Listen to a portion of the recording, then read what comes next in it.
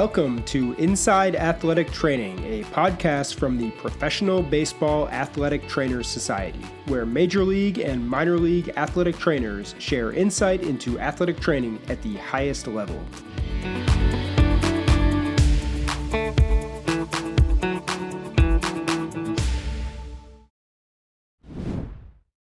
This week on Inside Athletic Training, we welcome in J.K. Davis, an Associate Principal Scientist at the Gatorade Sports Science Institute.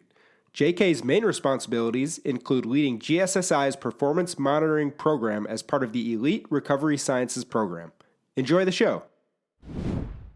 J.K., welcome to Inside Athletic Training. We are extremely happy to have you on the show for our 11th episode and really appreciate your time today. To get started, can you share with our listeners a bit about your role as a scientist at the Gatorade Sports Science Institute, also known as GSSI, and what the main focus for you and your team is at a basic level? Yeah, I just want to, first of all, Sam, appreciate you having me on. Just real honor, just to be able to have this conversation with you, and just excited to jump in today. But yeah, a little bit about my role. So I've been with the Gatorade Sports Science Institute for almost 10 years now, 5 years in Chicago, and then now 5 years in our satellite lab in Frisco, Texas, which is just north of Dallas. But yeah, really kind of wear a number of hats here at GSSI. And so being involved from athlete education, influencer education, where we're going out and talking with coaches, athletic trainers, dietitians, a number of different people we'll talk with as far as just on how we educate them.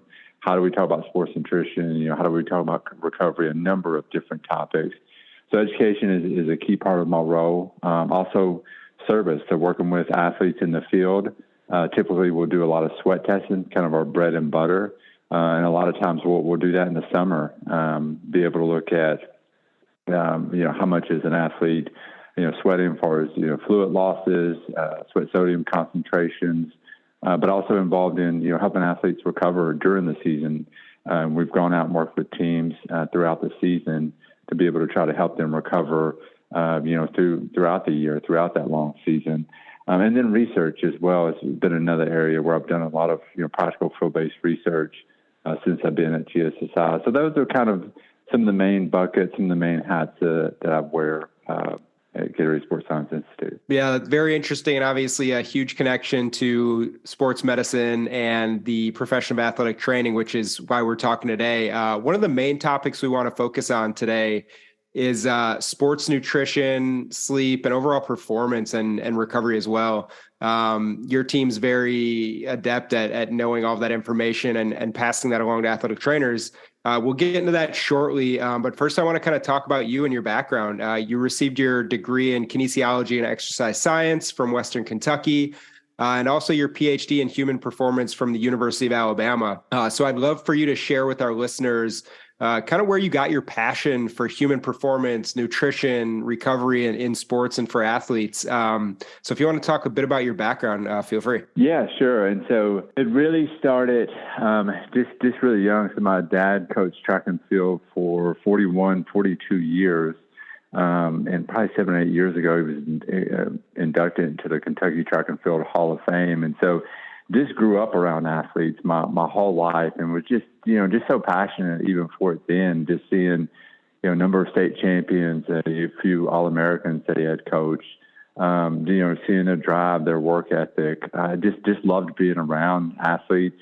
And I played sports all growing up, and primarily baseball and basketball, and ended up playing college baseball for a couple of years at Brescia University. And just loved it. Just fell in love with sports. Had such a good experience when I was growing up with it. And then really, as far as after playing a couple of years, ended up going to Western Kentucky, where I could really kind of focus on my degree within kinesiology, within exercise science. I didn't really have what I wanted to major in when I was playing college baseball, and so just wanted to focus more on academics, but. I remember the first few classes I took within, kinesiology, within nutrition, just falling in love with it, just thinking, dang, I wish I could have known this when I was an athlete. Wish my coaches would have communicated. So just fell in love with it. I had a huge passion about it. Also got to continue my involvement with strength conditioning at Western Kentucky, helping the strength coaches there. And so it just was something that was, started early on and still a passion now. I mean, not only, am I a scientist at Gatorade Sports Science Institute, but I love being involved as far as in athletics. And so I've got kids who are all involved in athletics, from volleyball to soccer, basketball, football, doing a number of different sports. And so just to being around it, I just feel like a kid still. So I'm just really passionate about it still. Would, still love it. Even if I wasn't involved in Gatorade Sports Science Institute, would want to still stay connected to sports just because I just eat it up. And so that's really kind of my background. And then specifically at Western Kentucky, I did both my bachelor's and master's in kinesiology, specifically exercise science. And then when I got to Alabama, I got my PhD in human performance with a specific focus on thermal regulation. And so that's a little bit of my background and just, kind of some of my passions, where it came from. Yeah, that's awesome. You obviously, everyone has dreams of being a professional baseball player or football or anything. And for you to get to stay in the game and keep your family involved is really cool. So I'd like to move on to get into the nutrition side of things, which you're obviously an expert on. Can you talk a bit with, opening day upon us, the 162 game grueling season coming up for all these players? Love to know more about baseball specific nutrition as the players are preparing for the season. First, are there any absolute necessities and best practices that you see for the baseball athlete when it comes to nutrition? Yeah, it's pretty interesting when you look at a lot of the guidelines and position statements, recommendations out there. Specifically for team sport athletes, it's pretty consistent, across team sport athletes. And so whether we're talking about, basketball, football, baseball, whatever sport we're talking about, the guidelines are actually, pretty specific. Now they do give ranges. And so carbohydrates, there's a range, protein as well, but it's following kind of those best practices, I would say, with any athlete, and specifically with the baseball players. And so when you go in and talk with teams about really getting good at following the guidelines, at following, team sport guidelines, for carbohydrates and protein, that isn't always, not always a message is that it's super, super flashy, but it's to me, I kind of go back to when I was coaching as well. As I'd coach high school athletics for a number of years, and it's really kind of getting really good at the basics, getting good at the fundamentals. And I think that a lot of times it's often lost. Individuals don't really kind of see the need, for that, as we talk about as far as really good nutrition habits. And so if you can be consistent, like you were just saying, as far as, opening day, 162 games, that's a grueling schedule with travel and everything else. But if you could do that all throughout the season and have all your athletes bought in on that, and you're saying, hey, here's what we're going to really kind of prioritize as an organization, as a team, that we're going to, continue education, continue the momentum, talking about this throughout the season, I think that would be huge. If you get all your athletes getting really good at incorporating the guidelines and those recommendations, I would think for any team on any single level, if I could have that as a coach, that'd be a huge win, I think, for me, because knowing that when my players step on the field, they're ready from, they've already fueled, and now they're ready to perform. They're hydrated, ready to perform. And that's going to be tough, for any team, for even any guy, no matter how well they're dialed in. But I would say that would just be an absolute necessity, not only for baseball players this season, but for probably any team sport athlete during the season. And on the other side of things, taking the necessary steps to follow best practices, like you mentioned, is hugely important, especially for 162 games. But when we look at negatives and downsides of poor nutrition, are there any things that you guys at GSSI really think are must avoids for the baseball athlete during a long season? Yeah, I don't know if I would say there's specific things that, I guess they need to avoid other than just, getting a good routine. I think that's probably the biggest thing, because when we do talk with athletes, sometimes it's almost kind of brand new for them. And just kind of give you an example, you may have an athlete who's, whether in the major league, NBA, and they've had success, all throughout, different levels of their career, but they've never really thought about nutrition. And it's almost kind of the attitude. It's like, well, why do I need nutrition? Look what I've done so far. Like, if anything, nutrition needs me as compared to me needing nutrition, or good dietary habits. And so I think that's always becomes, one of the hardest parts, because, just being able to get the players to understand just how important it is. And I think that's where, when we're going on site and realize that we're working with the team, that those influencers, the athletic trainer, the dietitian, strength and conditioning coach, are going to have those relationships day to day that we don't have. But just really kind of making a major focus, a major conversation, throughout the season. And I'd even say not only throughout the season, but within their organization, when players are there, even if the off season or if players are hanging around, just being able to communicate that. I think that's really kind of where you go back to, what can you incorporate? How can you successfully incorporate that? And I know we'll get into some of these details a little bit, probably more later. But I wouldn't say as far as any negatives in the sense that, we're calling out, but it's more focused on what can you do, what can you control, and again, going back to those recommendations. Sure. And you mentioned one important thing there was routine of the athlete. A lot of us know, if you're a former player or you worked around the game, baseball players are extremely routine based. But within that 162 game schedule, massive amounts of travel are just all part of it. Getting from one city to the next, arriving very early in the morning or extremely late at night. So I'm interested to hear from you some best practices that you'd recommend surrounding nutrition and eating habits for athletes who are constantly on the road and flying and busing and getting all that done to get from one place to the next. Yeah, I mean, it's a huge challenge. You think about, far as just, how much travel there is, and you're in a, different city, for a series for multiple days. And even the challenges there, because like you said, you could have a game that were thinking of a few examples. Your East Coast team, you fly to the West Coast, or you're on Central Time going to the West Coast, and your game doesn't get done till late. Maybe it's 10 o'clock West Coast times, but it's midnight already, or even past that, within the time zone that you're used to. So that, I mean, really does make, a challenge, especially if the game the next day was a little bit earlier, 2 or 3 o'clock in the afternoon. So there's so many different challenges, and constantly having to play every day. And you're right. I mean, I think that routine is huge. And so I guess just a few examples to kind of talk through, and I'll kind of walk through a few examples if that's helpful. But one I think about, as far as when the game's over and say you're on the road, what we do see some teams do, especially if it's a late game, is almost having a protein, or at least a protein carbohydrate, some type of recovery shake right in their locker, that they can be able to consume right after the game. So we've seen teams, multiple organizations, being able to do that, just being able to help far as with the recovery process and start that recovery process. Because by the time, you consume it, shower, media interviews, get back to the hotel, that's going to be a while before you actually eat a pretty good sized meal, considerable meal. And then when you do get back to the hotel within that example, I think catering becomes a big part of it. So whether, the athletic trainer or the dietitian is handling that for the team, being able to have a catered meal as soon as you walk back in, I think is huge. That's going to provide, carbohydrates in order to help the recovery process, protein. So that's one key aspect as well.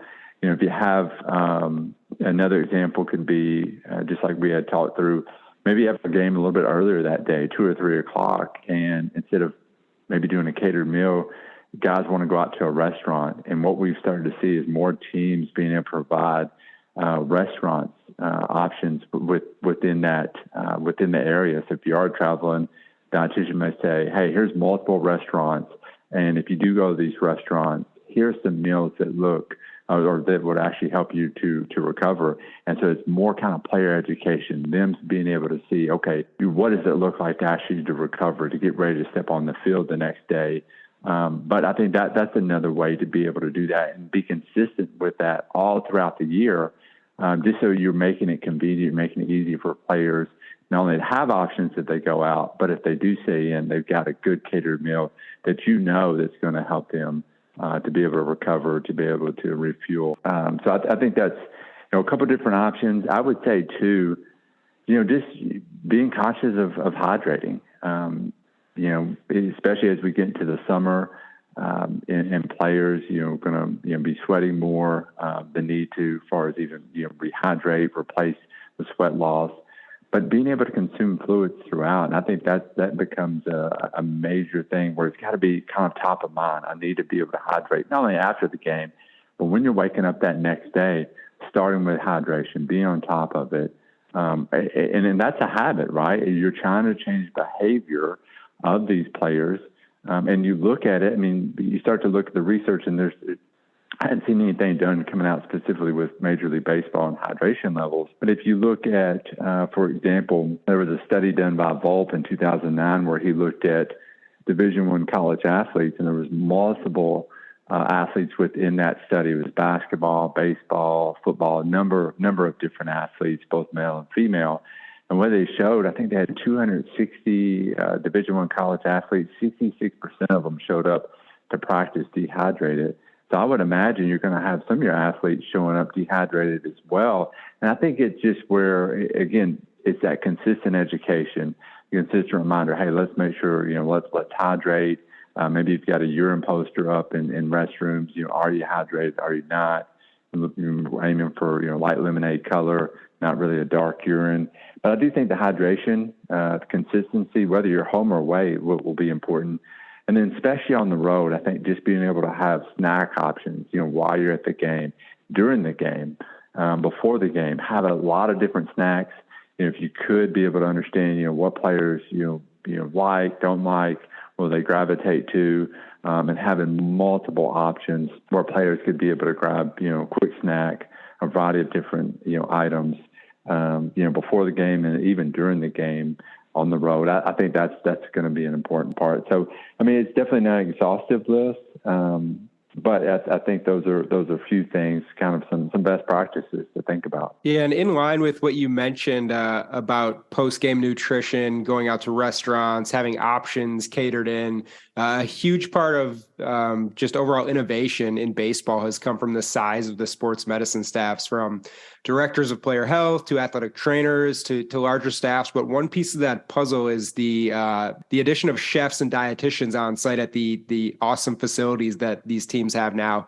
Can you talk about how much of a positive impact that plays to just have someone on site every minute of the day after the game to really get the guys what they need when the games are completed? Yeah, it's been such a neat progression to be able to watch, and you're seeing it, throughout, multiple professional sports. MLB and NBA, NFL.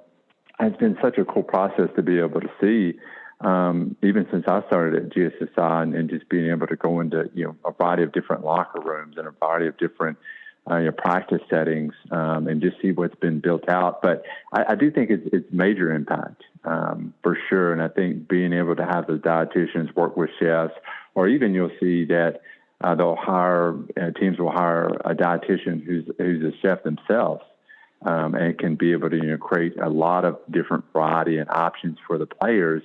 But it speaks into, I think, to a larger role, because if you're trying to incorporate these recommendations, we talked about right up front, this is a great way and a great opportunity to be able to walk players, through, what does it look like, and be able to educate them, have a meal with them, talk to them at the training table and show them the different options that they have right at the facility. Hey, here's what you can choose from.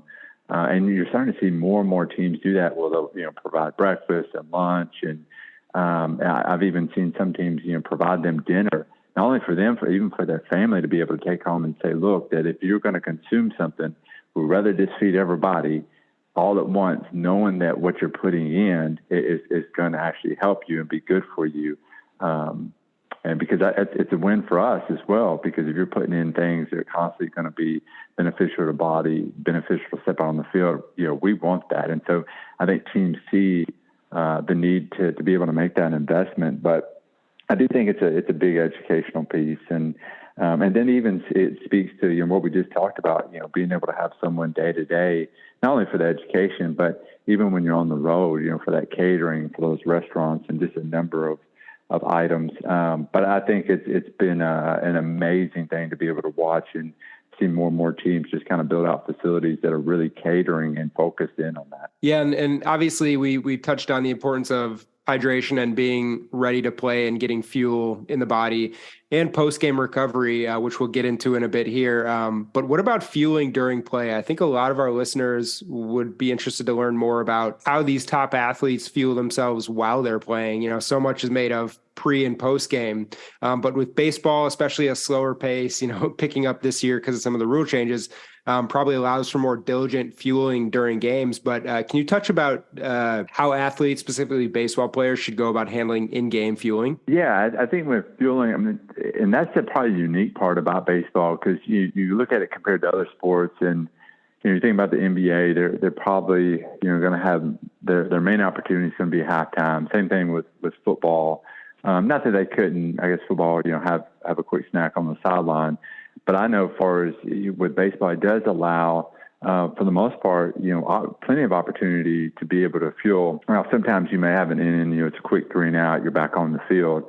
But then you're going to have other times where, you're hitting through the lineup, and that gives you a real key opportunity to take advantage of both hydrating and then fueling as well. And so I think there's, to say what specifically players are consuming, I guess I've not been there during the game to fully understand that. I do know that, I guess it was probably maybe 4 or 5 years ago, I was at a PBAT meeting with ATs, and they were just talking about one specific AT, talked about with his team that they were constantly fueling during the game. There was multiple snack options, players could come in and out, and just be able to grab a variety of different items, not only to hydrate, but to fuel. And I thought, man, this is great to be able to hear what they're actually providing.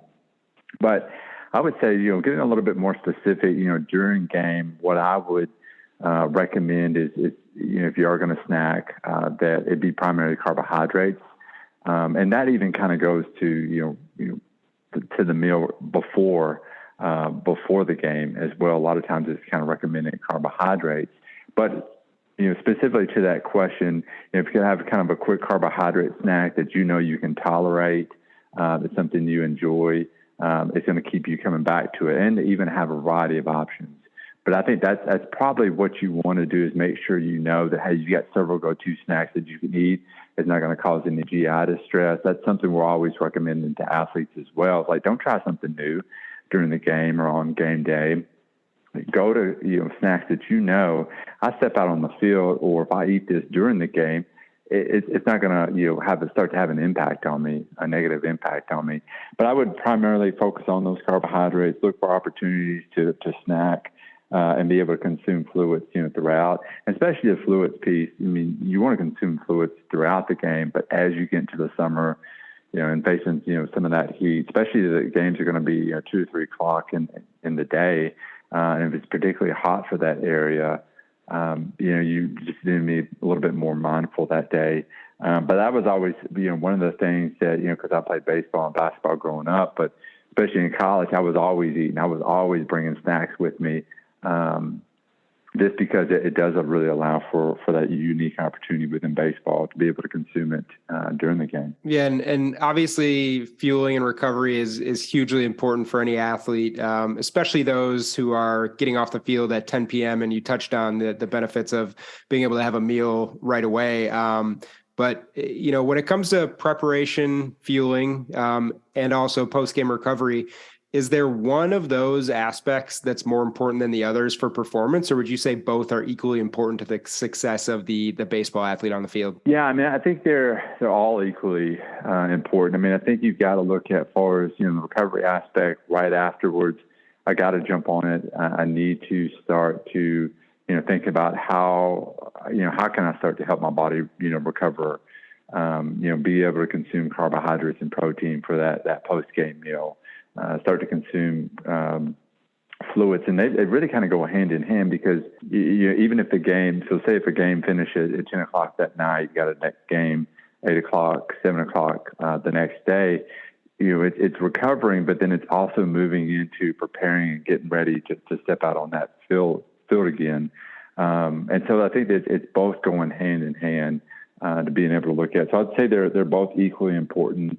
And I would not only think about that, I mean, from, nutrition habit, but then there's so many different aspects we could get into with even, recovery modalities, and whether we're talking about, percussion therapy, cold and hot tubs, blocking blue light so you can be able to help, at night, with melatonin being released and helping with sleep. So there's so many aspects that the player really needs to look at from a recovery standpoint, and really look at it from a holistic standpoint. How can I do every single thing I can possibly? And that's the least way I would be thinking about it if I was the team. What tools can I give the athlete in order to be successful? And so I do think it's, you got to look at all of it really kind of being a vital part, working together and being a big puzzle piece into the success and for being able to step out on the field and being ready. Yeah, and Gatorade and GSSI have been extremely helpful in that regard, educating athletes and athletic trainers in the field of sports nutrition for many years. And also awesome partners to PBATS. One thing that I've seen that's been really cool is the access that, us non-professional athletes have to the same products and information that these high-performing professionals use. So speaking about the normal, recreational athlete, is there anything you'd recommend in terms of best practices for those people, or are kind of the similar guidelines still in play for the non-professionals? Yeah, I think it really almost kind of depends upon your goals and, what you want. I mean, I think some of the things are still going to be consistent. If you think about sleep, I mean, that's going to be, vital for anybody, and having good sleep hygiene. So having a consistent, bedtime routine. I would say for both athlete and recreational athlete, that's going to be a huge area. And even when we talk with the high school athletes, we realize they're not going to have as much high touch as maybe, of course, the professional athlete. But what things become still practical that they can still be able to influence? Well, sleep is going to be a key aspect. For the recreational athlete as well, sound sports nutrition. Or just sound nutrition in general, and depending upon their goals. But, what even we're telling athletes about good, healthy, dietary habits, fruits, vegetables, lean protein, understanding as far as, what does a good meal look like, from a recovery aspect, being able to eat, every, 4 hours or so, just be able to kind of keep energy levels up throughout the day, especially if you got someone who's a recreational athlete who is pretty active. I think those are all just kind of, sound, just advice guidelines that you could recommend, even if they wanted to go as far as, a recovery modality. It doesn't mean you got to invest in a hot tub or, some other type of cold water treatment, but it's even a shower as far as, mixing up contrast between hot and cold. And I think it kind of depends, where the level of that recreational athlete is, how serious they are. But I do think there's, especially with the sleep and nutrition, it's probably going to be sound advice and good recommendations to be able to incorporate for anyone. Yeah, it's very interesting just because a lot of times the professionals have access to so much information and the non-professionals like you and I are kind of searching, and there's so much overload of information. So it's helpful to get that from a reliable source like Gatorade and GSSI. One of the things that you guys are really excelling at is being a resource for sports performance professionals, especially athletic trainers and PBATS members. GSSI and Gatorade provides science-backed resources, awesome opportunities to help athletic trainers learn about the importance of nutrition and recovery. But I'd love to hear more about how GSSI works specifically with those athletic trainers to help them improve at their craft each year. So are there any specific tools that you all provide for teams to help track progress, monitor athletes, conduct testing, and so forth? Yeah, I mean, so we've worked with teams, I guess, just kind of getting to, the professional level. And when we work with teams and helping them, with recovery during the season. So it's definitely a service that we provided with teams. Now we don't have a huge staff, so we probably couldn't do that for every team, but that is something where we've done that at a very high touch, very, professional level. But then I think even some areas as well, sweat testing. Again, kind of going back to the bread and butter, and where we would test, guys when they're, first coming into, when they're first coming into preseason training, and being able to talk to them and being able to help them, as far as with their hydration, to understand that kind of at the first of the, before the season gets started. But then there's other things as well, other services, that we do provide. And so, whether it's, with athletic trainers, with education, being able to provide resources they could, hang up, within their material, like posters, within the locker room, just kind of a quick blurb about as far as nutrition or hydration, but then even educational opportunities, which we have at the Gatorade Performance Partner website, where ATs, a number of different individuals, whether it be strength and conditioning coach, dietitians, can go there. And we've got practical resources on sleep, on nutrition, how to implement it, what's the latest science, written in a very practical way. And then even kind of with key take-home points. And so, if you're reading an article, really the whole goal is, okay, what are the main, 4 or 5 small size, bites that I can be able to take away and be able to try to practically incorporate. And that's really what you want to get to, right? It's that here's the science. How do I incorporate it? How do I apply it with my athletes? And that's really where we're trying to help with the translation piece from science to application. But there's a number of different items, even as far as I mentioned as far as, the GX sweat patch. We've worked with teams who've used that for, specific individuals. Just wanting to be able to get a look at far as what are their, how much sweat are they losing, what's their fluid loss, what's their sodium concentration. And so for something like that, it would usually take a whole team. We would come on site to do sweat testing. And get the results back pretty quick, but you're getting the results back instantly. So that's something too, where, thinking, how can we help the professional, within their role? That was one of the things as we were thinking from an innovation standpoint as well. Yeah. And you mentioned a couple of times that, everyone is a different individual. Not every nutrition plan is going to be the same. Just like, a different swing, different throwing motion in the game of baseball, not everything is created equal. So you definitely wouldn't approach training the same. The same probably applies for nutrition and recovery. So I'm wondering if you could expand on how important it is to create plans that are unique to each athlete on the roster, rather than a one-size-fits-all approach. Yeah, great question. I mean, I think there's multiple ways where you kind of customize it, think, the uniqueness of that individual. And so some of the stuff, I mean, just kind of, going through the guidelines just a little bit more specifically, if you think about far as protein, for example, the guidelines are 0.25 to 0.3 grams per kilogram. And you're going to tell an athlete that, but you're going to help them understand, based upon body size, what does that look like? So some athletes may need a little bit more protein. Some athletes may need less, depending upon their body size. So you're even kind of getting it customized there. And what we would even see teams, as far as even hand them a customized recovery shake after they step on the field, based upon those considerations, based upon the body weight of that athlete. So I think that's one aspect. I think another aspect is being able to have a wide variety of options to recover. Think about as far as meals, just if you could, if it's a possibility, budget for it. If there's multiple options and trying to consider your players' backgrounds, tastes, preferences, tolerances, I think you can start to do that with their meal, knowing they've got a little bit more variety in that. Some players maybe want more carbohydrates. Some people want a little bit less.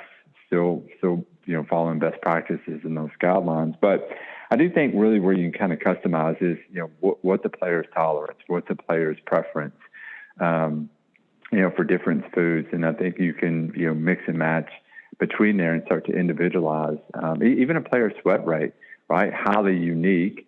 And you may have, one player has a very high sweat rate, and not that all players don't need to be, thinking about as far as hydration, but the player who's losing, has got a very high sweat rate, during the summertime, if he, before and after a game, if has lost quite a bit of fluid, he may need to be a little bit more aware, from an individual standpoint. Hey, I lost quite a bit of fluid. I know maybe even perhaps with this example that he loses quite a bit of sodium in his sweat. he maybe need to think about that from that individual standpoint as compared to maybe a player who's got a lower sweat rate. Again, not that it's not important for that player to still hydrate, but a player may need to be a little bit more conscious with that higher sweat rate. So I think there's multiple ways you can kind of mix and match and individualize it.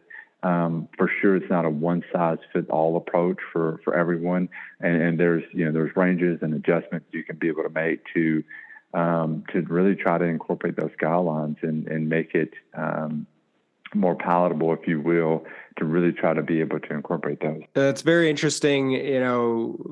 People are just so different, and performance can change based on so many factors. One of the most important factors that has really become, more important in everyone's mind is sleep. Want to touch a bit on that. We've seen so much research about fueling and recovery, and now we learn, in the past handful of years that how important sleep has been to that performance when they're usually not directly correlated in a lot of people's minds. We know it's extremely valuable to all athletes and to all people. So if you don't mind, I'd love to hear more from you about the basics of how important sleep is, not only to performance, but also to recovery as well. Yeah, sleep is, a big fundamental factor for anyone, not only for the elite athlete, college athlete, youth athlete, that high school athlete, even the recreational athlete, anyone, it's going to have a huge impact on it. So, I guess just kind of starting with the very basics where, if you look at it, the physiology book by Larry Kinney, who actually points out, and it's a classic physiology textbook, an example where, what happens if you don't, if you get kind of minimum sleep, 5 hours of sleep versus getting, 8 hours of sleep or so, that can start to influence heart rate, cognition, a variety of other things. And so just on the basic physiology level, it's going to have an impact. But yeah, I think it's, when you get into athletes, and that's where you start to see more sleep education. I feel like we've seen with teams really kind of start to come into play, and how they talk to athletes about sleep. And we've seen some pretty creative ways with that. But you're starting to see more and more of an emphasis that, hey, we realize it is important, and now we need to treat it like it's important, because it's one of those things where, no one would have probably argued that sleep's not important. Everyone would probably agree, yes, sleep's important. But it's one of those things that's interesting when you think about it, especially when we look at athletes, we even look at professional athletes, youth athletes, they don't really get the recommended amount, 8-9 hours or so a night.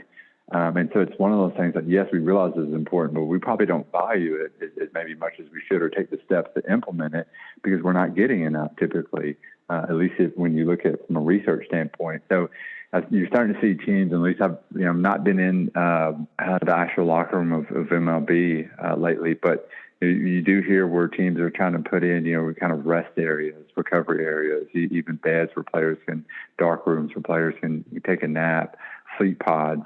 And I think that's where you're starting to see just how important that is. We're going to be there at the facility, throughout the day, being able to have that time to be able to kind of rest, relax, unwind, maybe get a quick nap, a power nap.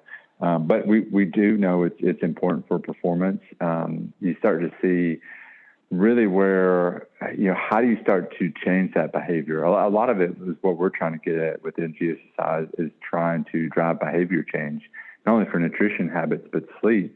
And the biggest thing is what we're trying to focus on is that education around sleep hygiene. And you even look at research studies, that's where implementation of sleep hygiene, implementation of that education, and being consistent with it, it's really where it's had key organizational change when you're consistent with it over a long term. And so being able to talk about, sleep in a cool, dark room, having a consistent bedtime routine, each night, even if it's late after the game, try to have a consistent routine to be able to help your body as far as unwind, to be able to relax. We've even worked with teams to, gone on a real, big road trip. Maybe it's 7 days they're on the road. What are some things they need to think about? Or just even, I think athletes in general, blocking that blue light. If you're looking at a tablet, you're doing something to unwind. afterwards. So it's a huge aspect, and I think you're starting to see people just really understand, probably, again, within the last 10 years since I've been with GSI, just how big it's been, how much of a focus it's been.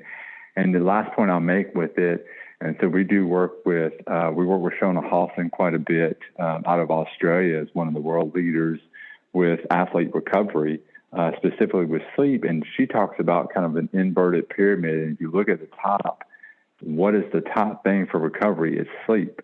And if you put it far as number 2 is probably going to be, nutrition. Think about whole food nutrition, but sleep is such a huge aspect of it. And just really happy to see as far as that trend that has occurred within the last 10 years, where it's being more of a push to focus on sleep education, within their program. Yeah, that it's so interesting how, all these aspects come together, but really sleep taking a major priority as, like you mentioned, the past decade or so. One thing you touched on is the issues on the road and sleeping and winding down after a game. So I'm wondering if you have any advice for athletes or athletic trainers who do have athletes who are on the road often, and how you recommend them overcoming those hurdles of getting to a new city at 3 a.m. and trying to get in a routine for sleep and things of that nature. Yeah, it's hard. I mean, it's even the best plans. I mean, it's still going to be challenging, right? Because we've even talked with teams and, do you get there, a day before, especially with certain sports, try to get a little bit used to that time zone, especially if you're going, from maybe East Coast to West Coast, or if you get in super late. Yeah, I think it's hard. It really is hard. But I think trying to be as consistent as possible with your sleep routine, and realize that that's going to vary. And it's, I think the hard thing, especially about Major League, is every day you're playing almost every single day. And so it's constantly in front of you. I mean, I would say too, if you are having, I think if it's a late game and if you don't have a game until later the next day, maybe not having players coming in till a little bit later, whether, that day, whether it's at, to start BP, to start kind of the routine for the game, just being able to think through that. But there's so many things to think through as far as best practices. And again, I think it's, the sleep hygiene piece is huge.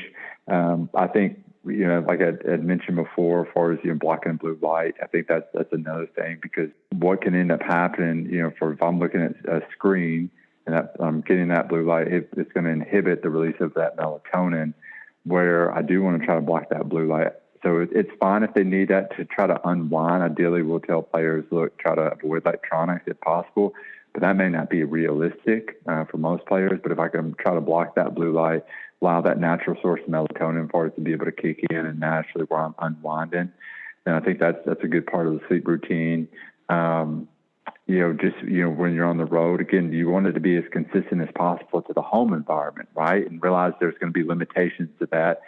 But being able to have a dark room, a cool room, there's so many other things, so many other factors that you can do. But the last thing I guess I would mention is, even the naps, throughout. If you can be able to try to, sneak in a nap here and there, and that may be really hard on the road. If a team's facility may not be possible. But I think it just speaks to a larger thing as far as not only sleep, but even the recovery modalities and nutrition, all that playing an impact, because it's hard. That's such a challenge, not only with Major League Baseball, with NHL, with NBA, just being able to have that constant routine, that constant challenge where you're constantly on the road, even away from home.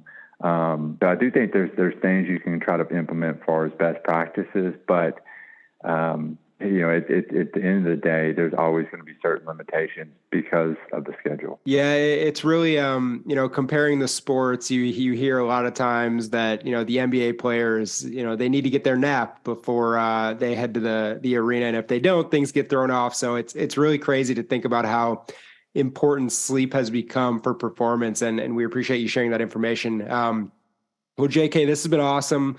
We really appreciate you sharing so much valuable insight, not only for for the athletic training professionals, but also students who are looking to make their mark and learn more and educate themselves as they work toward the future of becoming a professional athletic trainer. Before we go, we like to finish each show with a segment we call Extra Bases. So how it works is I'm going to ask you 4 quick questions to help our listeners get to know you better. So we will start off on first base, and we'll ask you, what is your favorite baseball stadium to watch a game in? Yeah, I would say probably my favorite one, probably of all time, is actually the Nashville Sound Stadium. So, AAA team up in Nashville. I think they used to be with the Pirates, but I don't think they're with the Pirates anymore. But so I grew up around the Nashville area, and those were probably my favorite memories going to the Nashville Sound Stadium. They got a new stadium now, so kind of talking about the older stadium.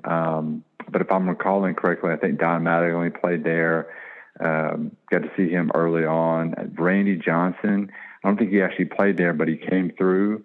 I remember my dad saying that he got to see him when he came through during a game. But those were always my favorite moments. I think just, probably because it was connected with family as well, and just the sights and sounds of the ballpark, and was always, it's something we would do a lot in the summer. But I would say Major League Stadium, probably the old Cardinal Stadium as well. We went through, so where I lived, we didn't have a Major League, team within Kentucky, but you had several teams that were close, the Reds, the Cardinals, and also the Braves. It was kind of like I rooted for almost all of them.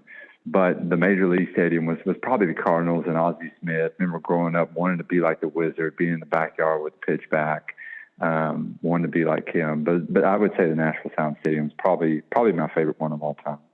Yeah, it's really cool going to those AAA games. It's such an experience, and I know Nashville draws a great crowd there.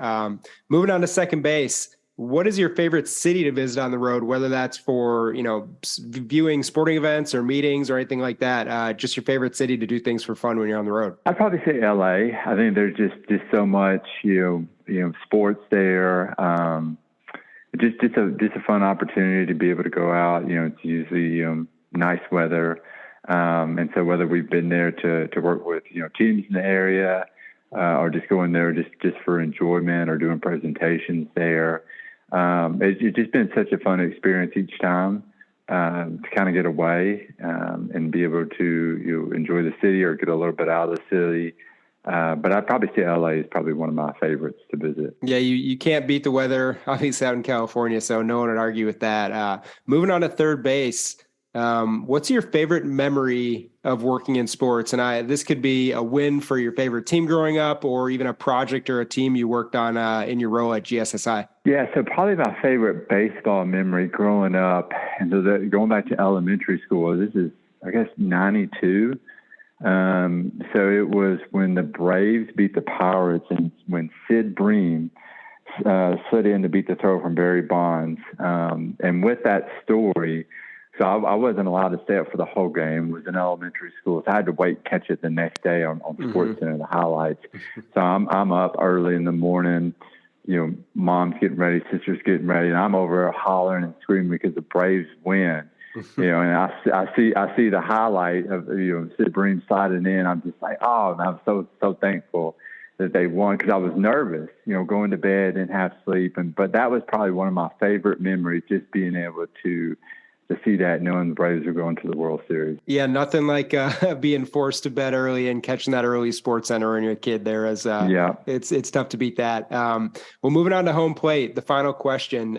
You've been around sports seemingly your whole life. You mentioned your father's role in your life in sports, and also, how important that is to you.